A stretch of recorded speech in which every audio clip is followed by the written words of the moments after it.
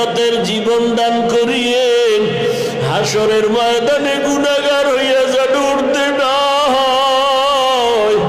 একটা মশার কামড় সইতে পারি না, বেতের বাড়ি সইতে পারি না, সূর্যের গরম সইতে পারি না। গুনাহ নিয়ে আপনার আদালতে দাঁড়াইলে জাহান্নামের গরম কেমনে সহ্য করব রে আল্লাহ? আপনার গরম, জাহান্নামের আগুনের গরম, সূর্যের গরম সহ্য করতে পারবো না রে আল্লাহ।